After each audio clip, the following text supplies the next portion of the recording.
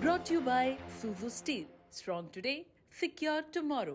UP से लेकर बंगाल तक आज बुलडोजर कड़ी धूप में काम करता नजर आया। कल रात से आज सुबह तक बुलडोजर ने बहुत मेहनत की है। तस्वीरें यूपी की राजधानी लखनऊ से सामने आई, जहां जिला कोर्ट के पास वकीलों के अवैध रूप से बने चैम्बर पर बुलडोजर एक्शन हुआ। करीब 240 अवैध चैम्बर और दुकानों को हटाया जाना है, यानी बुलडोजर के पास सांस लेने की भी फुर्सत नहीं है। लखनऊ में खुदकुशी के लिए उकसाने वाले आरोपी के अवैध कब्जे को भी बुलडोजर ने धराशायी कर दिया और इसके बाद बुलडोजर यूपी से बंगाल पहुंचा, जहां हावड़ा में आधी रात हावड़ा स्टेशन के आसपास अवैध निर्माण के खिलाफ एक्शन हुआ और बंगाल के नॉर्थ 24 परगना में भी बुलडोजर ने टीएमसी नेता का अवैध कब्जा उड़ा दिया, हटा दिया, नेस्तनाबूद कर दिया। बंगाल से पहले लखनऊ में हुआ बुलडोजर एक्शन देखिए, क्योंकि यहां एक्शन भी है और इमोशन भी। एक्शन बुलडोजर और खाकी का, इमोशन उन वकीलों का जिनके सालों पुराने चैम्बर आज जमींदोज हो गए।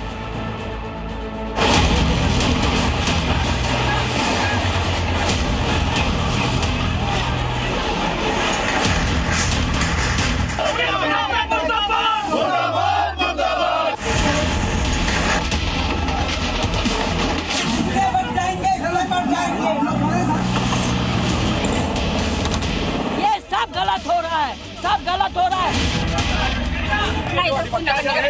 मार्किंग किया है, न कोई हम लोगों को सूचना दी।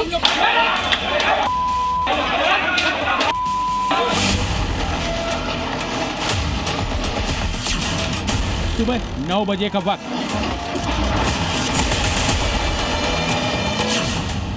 जिला कोर्ट के बाहर 10 बुलडोजर। बुलडोजरों के साथ भारी पुलिस फोर्स।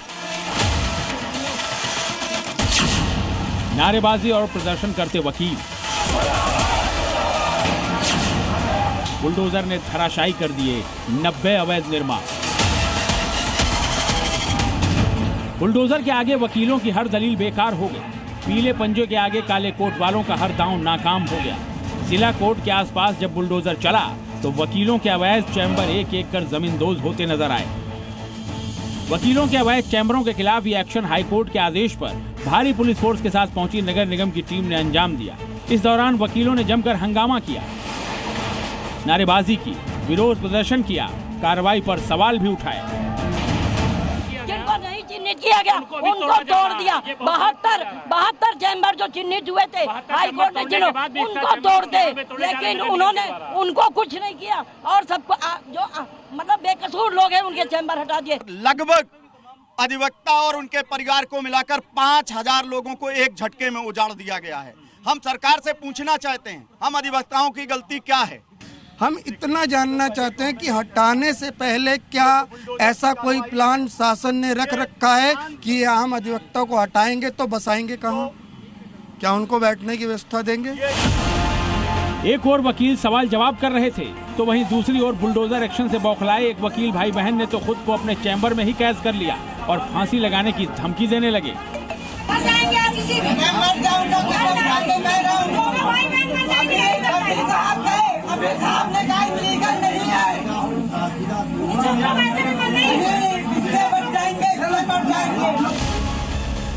यही नहीं, नगर निगम की टीम के साथ अतिक्रमण हटाने पहुंची पुलिस टीम के साथ वकील भिड़ते उलझते भी नजर आए।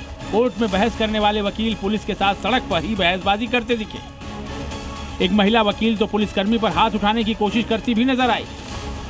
प्रदर्शन कर रहे कुछ वकीलों ने पुलिस वालों पर ईंट पत्थर भी फेंके। इसके बाद तो पुलिस का सब्र भी जवाब दे गया और बुलडोजर के साथ लाठी भी चली। कुल मिलाकर कोर्ट में अपने तर्क और दलीलों से किसी भी केस का रुख मोड़ देने वाले वकीलों का कोई भी दांव, कोई भी पैंतरा आज बुलडोजर के आगे नहीं चला।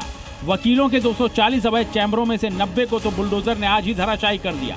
नगर निगम की टीम चैम्बर में लगी चटाइयां और कुर्सियां तक गाड़ियों में भरकर उठा ले गई। आप तस्वीर देखिए, यहाँ पे तो तमाम जो चैम्बर बने हुए थे यहाँ पर अब उन चैम्बर्स को तोड़ दिया गया है। भारी संख्या में पुलिस फोर्स की तैनाती की गई है। दोनों तरफ जो वकीलों के चैम्बर थे वो अवैध तरीके से सड़कों पर अतिक्रमण करके बने थे, अब उन चैम्बरों पर बुलडोजर की कार्रवाई की जा रही है। सुरक्षा में व्यापक पुलिस फोर्स की यहाँ पर तैनाती की गई है, पीएसी के जवानों को लगाई गई है। इसके अलावा कई जेसीबी यहाँ पर बुलाई गई है। इसके अलावा बुलडोजर भी यहाँ पर तैनात किए गए हैं जो इन अवैध अतिक्रमण को हटा रहे हैं। जानकारी के मुताबिक स्वास्थ्य भवन चौराहा, सदर तहसील, रजिस्ट्री कार्यालय, रेजिडेंसी से लेकर सीएमओ ऑफिस, स्वास्थ्य भवन और जिला कोर्ट के आसपास बनी अवैध दुकानों और चैम्बरों पर बुलडोजर एक्शन अंजाम दिया जाएगा। प्रशासन का कहना है कि सड़क, फुटपाथ, नाले और नालियों पर कब्जा करके वकीलों ने चैम्बर और फोटोकॉपी की दुकानें खोल ली थी, जिससे आम लोगों को आने जाने में परेशानी हो रही थी। इसी का संज्ञान लेकर हाई कोर्ट ने ये सारा अवैध निर्माण हटाने का निर्देश दिया। यहाँ पे जो कचहरी के आसपास माननीय उच्च न्यायालय के निर्देश पे ध्वस्तीकरण की कार्रवाई चल रही है। पर्याप्त पुलिस बल है, नगर निगम के नेतृत्व में चीजें चल रही हैं। जो विरोध हो रहा है उसको लेकर के जो पुलिस फोर्स की तैनाती है वो किस तरीके से डिवाइड की है? अब सब अंडर कंट्रोल है, सारी चीजें, फोर्स है, हर जगह फोर्स है और ठीक ढंग से चल रहा है, कोई दिक्कत नहीं। प्रशासन ने दो टूक कह दिया है कि सरकारी जमीन या सार्वजनिक रास्तों पर किसी भी तरह का अवैध कब्जा बर्दाश्त नहीं होगा। लोगों से भी अपील की गई है कि सार्वजनिक जगहों पर अवैध निर्माण न करें, वरना इसी तरह बुलडोजर एक्शन का सामना करना पड़ेगा। ब्यूरो रिपोर्ट, जी मीडिया। इस बार पश्चिम बंगाल में सिर्फ कमल ही नहीं खिला, बल्कि उस येलो मैन का उदय भी हुआ जिसने अपने विध्वंसक ट्रेलर से कब्जा गैंग को बेचैन कर रखा है। सत्ता परिवर्तन के साथ ही बंगाल में दादा का धुरंधर दहाड़ रहा है, अवैध कब्जे और अतिक्रमण को तहस नहस कर रहा है। और इसी कड़ी में बीती रात हावड़ा रेलवे स्टेशन पर ताबड़तोड़ कार्रवाई हुई और साथ ही एक टीएमसी नेता का भी अवैध कब्जा खत्म कर दिया गया। देखिए इस रिपोर्ट में।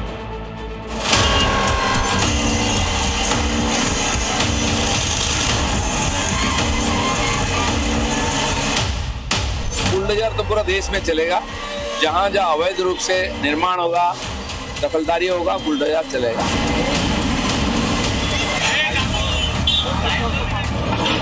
पश्चिम बंगाल में सत्ता परिवर्तन के बाद से ही बुलडोजर एक्शन पूरे चरम पर है। पीला पंजा ताबड़तोड़ तरीके से अवैध निर्माण, जबरन कब्जे और अतिक्रमण को जमींदोज कर रहा है। चुन चुन कर भू माफिया अतिक्रमणकारियों के साम्राज्य को तहस नहस कर रहा है।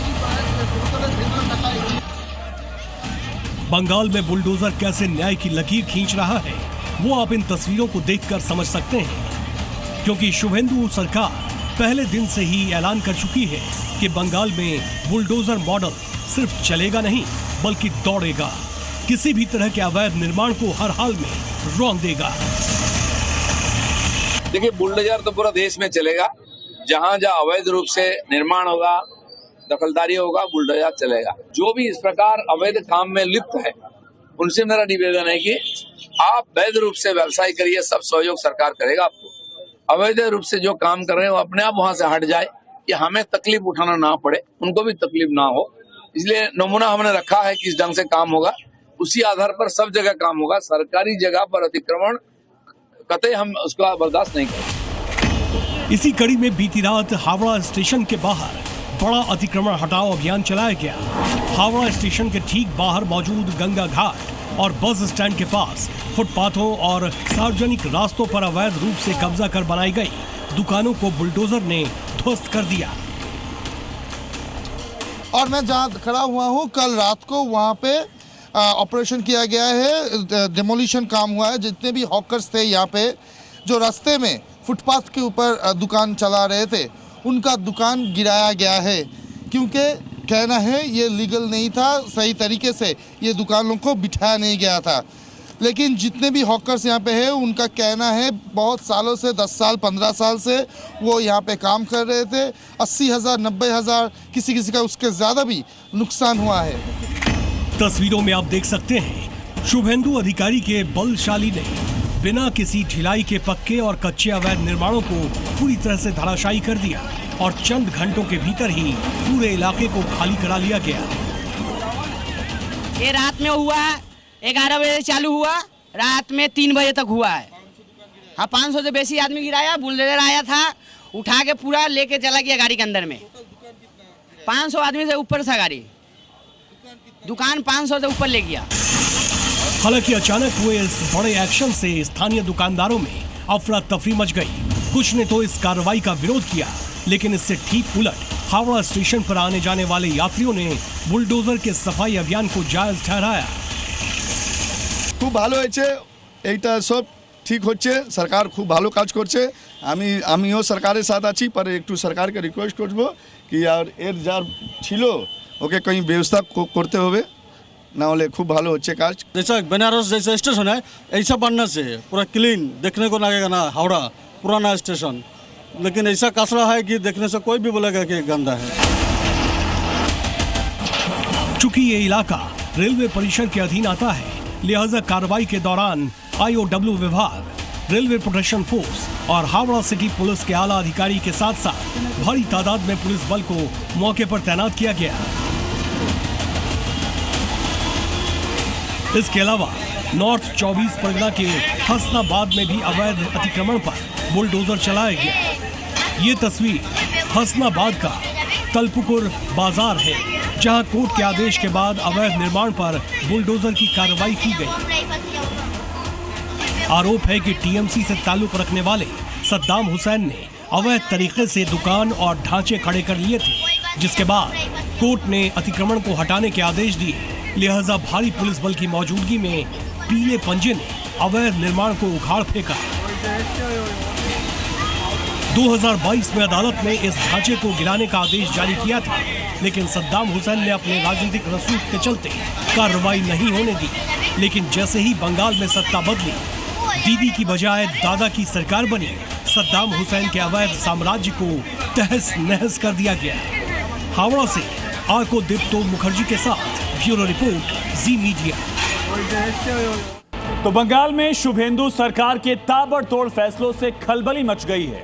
बुलडोजर एक्शन हो या फिर सड़क पर नमाज बैन, धार्मिक स्थल पर लगे लाउडस्पीकर का वॉल्यूम डाउन करना हो या फिर बकरीद पर पशुओं के खुले में कुर्बानी पर बैन, इन फैसलों के विरोध में कट्टरपंथी गैंग ने कोलकाता में हंगामा किया तो पुलिस ने इनको तरीके से सबक सिखा दिया।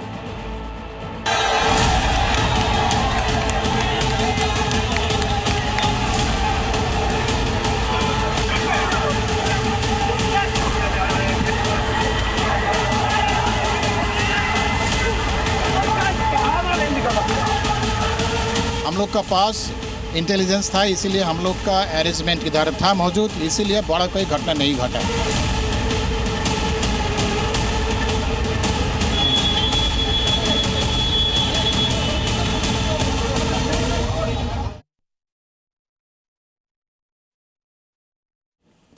तो पश्चिम बंगाल में शुभेंदु सरकार एक्शन मोड पे है। सबसे पहले ही कैबिनेट की बैठक में बड़े फैसले लिए गए, जिसके तहत लाउडस्पीकर का वॉल्यूम कम करने का निर्देश दिया गया। सड़क पर नमाज को लेकर भी सख्ती दिखाई गई, बैन का ऑर्डर जारी कर दिया गया। तो गुंडा राज के खिलाफ सीएम शुभेंदु की शपथ का असर बंगाल की गली गली में दिख रहा है। फाल्टा में तो ममता दीदी के उम्मीदवार जहांगीर खान की शुभेंदु अधिकारी ने खाट खड़ी करने का ऐलान मंच से ही कर दिया। ये वही जहांगीर खान है जो 4 मई के पहले घूम घूम कर धमकी दे रहा था कि मैं पुष्पा हूं, झुकूंगा नहीं। और अब हाल ये है कि जहांगीर खान खोजे नहीं मिल पा रहा।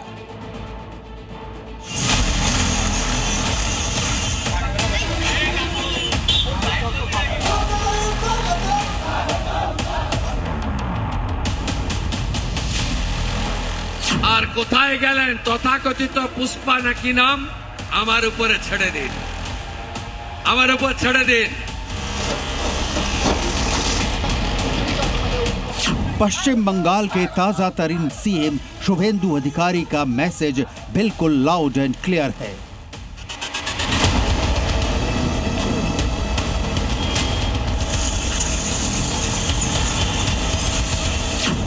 गुंडई, उपद्रव, शांति भंग, सांप्रदायिक तनाव, मतलब जो भी कानून व्यवस्था के साथ खिलवाड़ करेगा दादा की फोर्स ना सिर्फ उसे छोड़ेगी बल्कि बांग्ला स्टाइल में उसे जी भरकर तोड़ेगी। और यही नहीं, अब खुलेगी भ्रष्टाचार की काली फाइलें। কালকে প্রপার্টি লিস্ট আনলাম কলকাতা কর্পোরেশন থেকে। আপনার লিপস এন্ড বাউন্স 24 का प्रॉपर्टी कोलकाता है। आपको आगे दिखाएंगे बंगाल के भाईपो यानी अभिषेक बनर्जी के खिलाफ शुभेंदु अधिकारी क्या लेने जा रहे हैं एक्शन। लेकिन उसके पहले टीएमसी के दौर में सत्ता का सेंटर बन गए फाल्टा वाले जहांगीर खान का पूरा हिसाब किताब देखिए। देखिए, डर का माहौल था, हायरार्की तोड़ दिया, कोई सिस्टम नहीं था, डिसिप्लिन खत्म। रील वाला पुष्पा हिट हुआ तो बंगाल का जहांगीर खान पर रियल लाइफ में उसी का तेवर दिखने लगा। दौर ममता बनर्जी का था, लिहाजा जहांगीर खान यहां तक उछलने लगा कि खुलेआम धमकी देने पर उतर आया।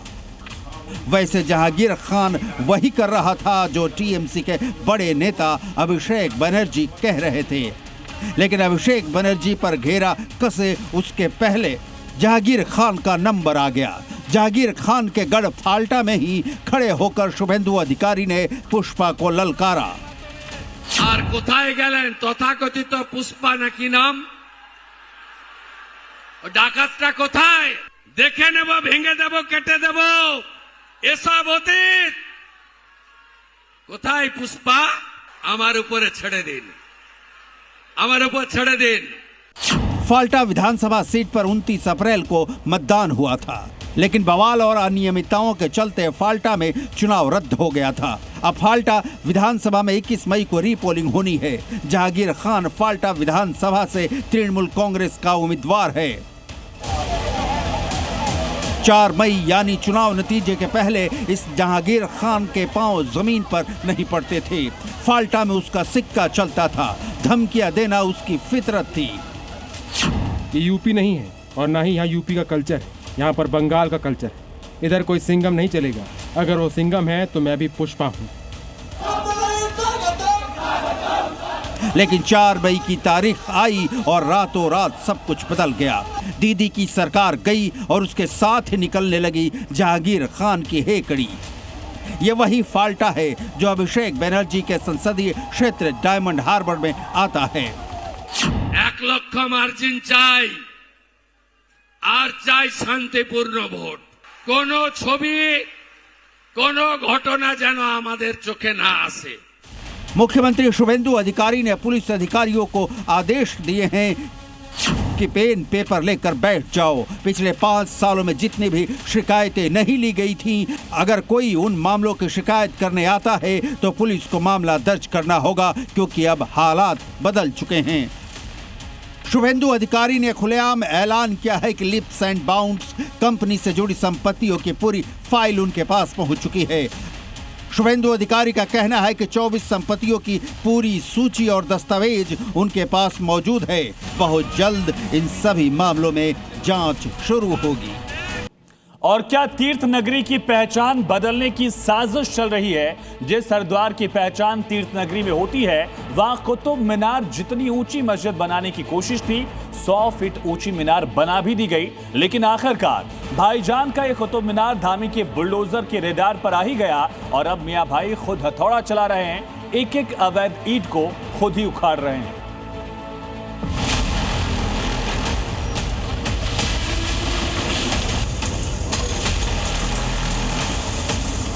किसी भी कीमत पर इनको अब जहां पर है वहीं पर रोकेंगे और जितनी भी इस प्रकार के अतिक्रमण है उनको हटाएंगे।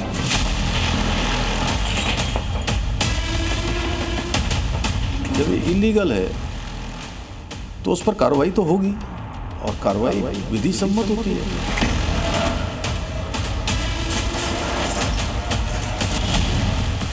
देवभूमि में जो भी अवैध है उसका टूटना पक्का है। अवैध निर्माण करने वाला अवैध ढांचे खुद ढहाएगा, नहीं तो धामी का बुलडोजर आ जाएगा। और यहाँ भी मियां भाई मस्जिद के अवैध निर्माण को तोड़ रहे हैं। अवैध निर्माण कर बनाई जा रही मीनार की एक एक ईंट को खुद ही उखाड़ रहे हैं, वरना धामी का बुलडोजर आएगा तो अवैध निर्माण को तो तोड़ेगा ही, उसका खर्चा भी मस्जिद कमेटी से ही वसूलेगा। और इसी डर से भाईजान अवैध निर्माण पर दनादन हथौड़ा चला रहे हैं। इस निर्माणाधीन मीनार के ढांचे को मियां भाई तोड़ रहे हैं क्योंकि ये अवैध है। हरिद्वार सनातन का प्रसिद्ध तीर्थ स्थान है। मियां भाई ने यहाँ मस्जिद बनाई, लेकिन इसमें मीनार की ऊंचाई लिमिट से ज्यादा कर सोच रहे थे कि इस पर धामी के बुलडोजर की नजर नहीं पड़ेगी। अब बुलडोजर आने से पहले ही खुद अवैध निर्माण को तोड़ रहे हैं। मीनार का जो मुद्दा चलता आ रहा है उसमें मस्जिद के प्रबंधन की आपस में जो मीटिंग हुई है और स्वेच्छा से हम लोगों ने उसको कम करने के लिए कार्य शुरू कर दिया है।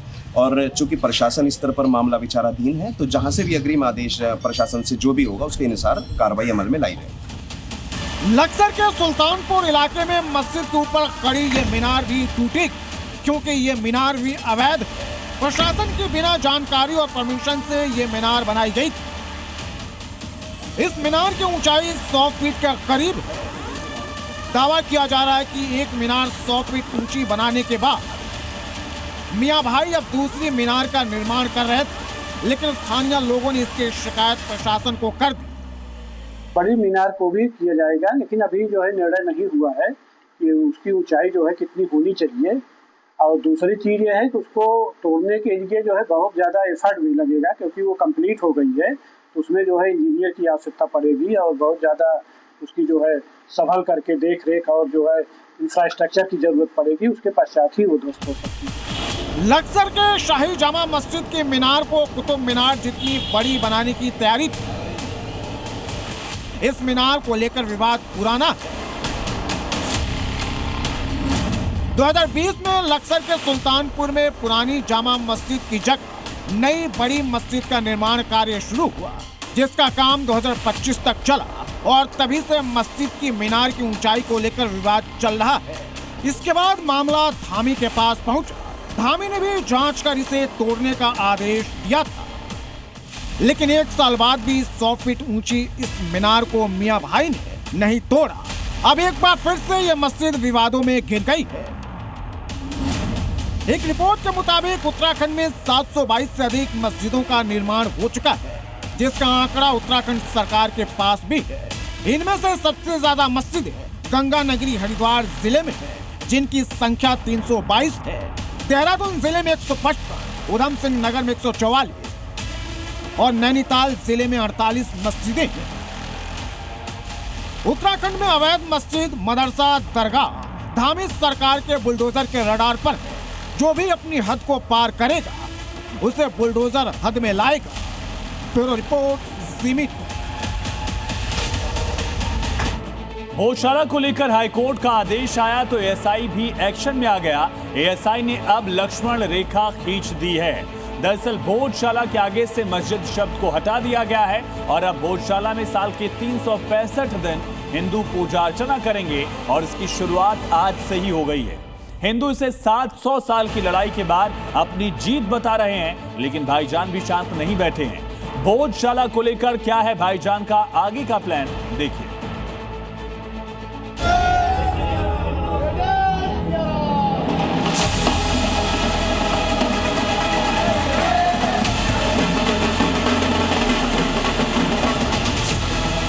ढोल बज रहे हैं, लोग खुशी से नाच रहे हैं, जय श्री राम का उद्घोष हो रहा है। हवन कुंड के साथ पूजा पाठ हो रहा है। इस जगह पर हिंदू बिना डरे करीब 700 साल बाद पूजा पाठ कर पा रहे हैं। अयोध्या के राम मंदिर का मिलना जितना बड़ा था उतना ही बड़ा धार में हमारी वाग देवी की विजय है। ये खुशी इसलिए भी क्योंकि अब यहाँ फिर कभी नमाज नहीं पढ़ी जाएगी। अब यहाँ पर माता वाग देवी की पूजा फिर कभी बंद नहीं होगी। अब भोजशाला को मस्जिद नहीं सिर्फ भोजशाला कहा जाएगा। हाईकोर्ट के आदेश के बाद और एएसआई के नए आदेश के बाद रविवार सुबह सनातनियों ने भोजशाला का शुद्धिकरण किया। भोजशाला को पहले गोमूत्र से धोया गया, फिर हवन पूजा की गई।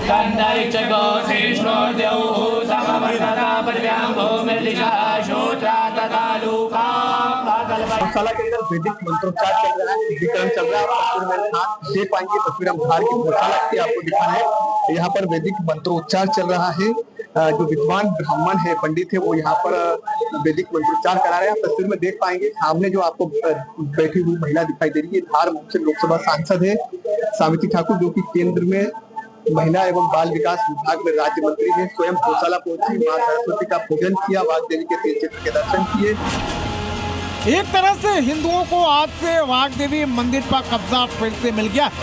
ये तस्वीरें बयां कर रही हैं कि अब यहाँ सिर्फ बसंत पंचमी को नहीं बल्कि सनातनी रोजाना पूजा कर पाएंगे। मंदिर शुद्धिकरण पूजा के बाद सनातनियों ने मंदिर में भगवा झंडा गाड़ दिया। लगना ही चाहिए, कोई सा भी मंदिर हो झंडे के बगैर अधूरा रहता है। तो आज ये सुबह से पूजा हुई, उसकी शुद्धिकरण हुई और महाआरती हुई। महाआरती के बाद झंडा कहीं भी लगाओ पर लगता है झंडा। एएसआई ने मंदिर में हिंदुओं को रोजाना पूजा की इजाजत और मंदिर का शुद्धिकरण भी हो, लेकिन ये मुस्लिम पक्ष को नागवार लगा। तभी तो वो सनातन की जीत को वो मुस्लिम समाज पर अन्याय से जोड़ने लगे। तो जो हाईकोर्ट का आदेश आया है वो हमें स्वीकार नहीं है। हम उसको लेकर सुप्रीम कोर्ट की ओर मूव कर रहे हैं। और सब जो आर्कियोलॉजिकल ने आदेश निकाला है, ये आदेश पहले भी निकाला था उसने 7/4/2003 में, और उसमें जो है नमाज को अगर कहा गया था कि नमाज की अनुमति 7/4/2003 को मिली है, तो ये बात गलत है। ईरान जंग के लिए किस स्तर की तैयारी कर रहा है, ईरान की आवाम खलीफा का हर कदम पर किस तरह से साथ दे रही है, ईरान की सरकार ने इसका वीडियो जारी कर दिया और ये वीडियो बेहद हैरान करने वाला है। मस्जिद में पुरुष ही नहीं, महिलाएं ऑटोमेटिक हथियार चलाने की ट्रेनिंग ले रही हैं और यही नहीं, ईरान के चैनल्स पर हथियार ट्रेनिंग को लेकर बाकायदा प्रोग्राम का प्रसारण किया जा रहा है। ईरान की सरकार यहां तक कह रही है कि यह आवाम के सेल्फ डिफेंस के लिए है और इसी बीच एक खतरनाक काम यूएई में हुआ है। वहां के न्यूक्लियर पावर प्लांट पर ड्रोन अटैक हुआ। सवाल है कि पश्चिम एशिया में कुछ खतरनाक होने जा रहा है क्या? क्या ये फिर से बड़ी जंग की आहट है? जान फिदा बराए ईरान। पुरुष, महिला, किशोर ईरान की मस्जिदों में हथियार चलाने की ट्रेनिंग ले रहे हैं। टीवी चैनलों के स्टूडियो में हथियार चलाने की लाइव ट्रेनिंग दी जा रही है। तस्वीर नंबर 1, तस्वीर नंबर 2, तस्वीर नंबर 3, तस्वीर नंबर 4। ईरान की गली गली इस वक्त बर्निंग बारूद बन चुकी है। मुल्क की आबादी खतरों की खिलाड़ी बन चुकी है। देश के दिल में खून कम, युद्ध की ज्वाला ज्यादा उफान मार रही है। अब की बार अमेरिका इजराइल ने ईरान पर हमला किया, ईरान में घुसने की कोशिश की, तो उसका मुकाबला सिर्फ ईरान के रिवोल्यूशनरी गार्ड्स से नहीं होगा। उनके सामने सीना चौड़ा कर खड़े होंगे आम ईरानी। ईरानी टेलीविजन ने इसे देश की रक्षा के लिए जनता की तैयारियों का हिस्सा बताया है, जिसमें करीब 3 करोड़ से ज्यादा लोग रजिस्ट्रेशन करवा चुके हैं। इस एक्टिविटी को जान फिदा बराए ईरान ऑपरेशन से जोड़ा गया है। इस अभियान का मकसद मौजूदा संघर्ष के जवाब में नागरिकों को एकजुट करना है। नागरिकों को हथियारों की ट्रेनिंग देकर उन्हें सेल्फ डिफेंस के लिए ट्रेंड करना है। ईरान ने मस्जिदों को ट्रेनिंग सेंटर में तब्दील कर दिया है। राजधानी तेहरान ही नहीं, ईरान के दूसरे शहरों की मस्जिदों जैसे अहवाज, करमान, बिजार, शिराज और जाहेदान की मस्जिदों में पुरुषों, महिलाओं और किशोरों को हथियार चलाने के गुर सिखाए जा रहे हैं। तेहरान में सरकार समर्थक रात की रैलियों के दौरान नागरिकों को बंदूकें संभालना सिखाया जा रहा है। ट्रेनिंग सत्रों में पूरे परिवार, युवा और किशोर बढ़ चढ़कर हिस्सा ले रहे हैं। सरकार का मानना है कि इस कदम से जनता के बीच जागरूकता बढ़ेगी और सामाजिक सुरक्षा को और मजबूती मिलेगी। लेकिन ये अर्ध सत्य है। पूरा सच ये है कि ईरान के आसमान से युद्ध के काले बादल अभी छटे नहीं।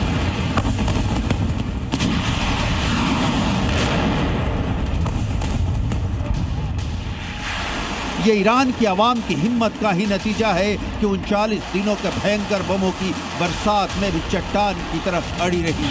खलीफा का यही खजाना है। इसी के दम पर अमेरिका और इजराइल की अल्ट्रा एडवांस ताकत के सामने ईरान टिका हुआ है, और सिर्फ टिका हुआ नहीं है, सीज फायर के बीच हमले भी कर रहा है।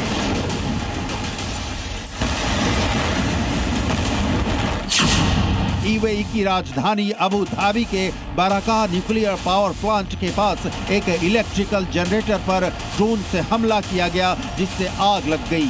बाराका न्यूक्लियर पावर प्लांट यूएई का एकमात्र न्यूक्लियर पावर प्लांट है।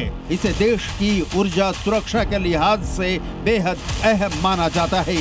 यूएई की ओर से अभी तक हमले के पीछे किसी देश या संगठन का आधिकारिक नाम नहीं लिया गया है, लेकिन ये समझना कोई रॉकेट साइंस नहीं कि इतने संवेदनशील प्लांट पर हमला ईरान की ओर से किया गया ही हो सकता है। इस बीच ट्रंप धमकी दे रहे हैं। ईरान की सेहत पर इन धमकियों का रत्ती भर भी असर नहीं हो रहा, लिहाजा मिडिल ईस्ट में तनाव जस का तस है और ईरान का बच्चा बच्चा जंग लड़ने के लिए तैयार है। ब्यूरो रिपोर्ट, जी मीडिया। और इस साल भी मई जून की झुलसा देने वाली गर्मी में पाकिस्तान के टोटियों में पानी नहीं आएगा। इस बार भी पाकिस्तान बूंद बूंद पानी के लिए तरसेगा, क्योंकि भारत ने ऑपरेशन सिंदूर के बाद से ही सिंधु जल समझौते को रद्द कर दिया था, और अब तो भारत ने ऐसा इलाज किया जिसके बाद से पानी के लिए मुनीर शहबाज छाती पीटने लगे। अब पाकिस्तान छाती पीटे या फिर गिड़गिड़ाते हुए हिंदुस्तान के कदमों में आ गिरे, लेकिन एक बूंद पानी नहीं मिलेगा तो नहीं मिलेगा, क्योंकि पहले तो पाकिस्तान को लगा था कि वो गीदड़ भभकियों से भारत पर दबाव बना लेगा, सिंधु जल समझौते को इंटरनेशनल कोर्ट में ले जाकर भारत को बैकफुट पर जाने के लिए मजबूर कर देगा।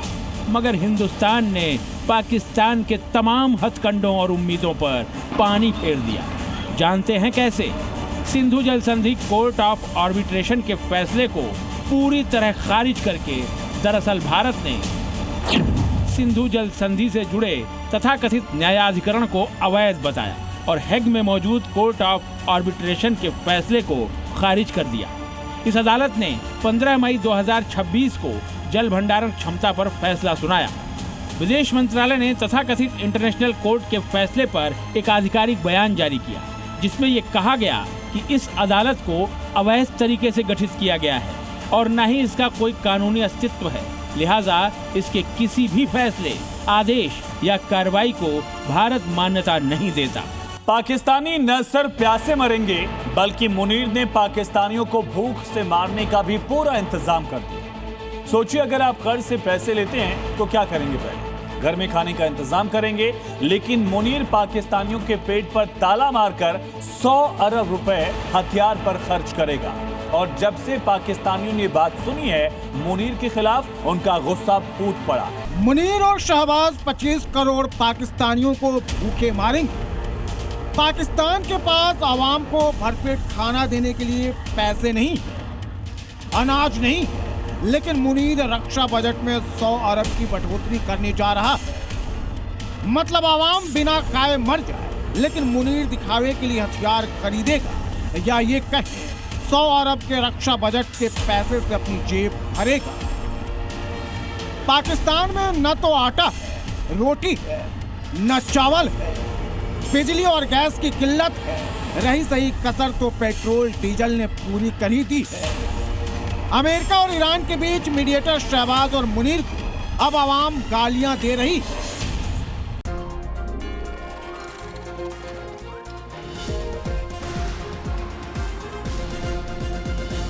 Brought to you by Suzu Steel. Strong today, secure tomorrow.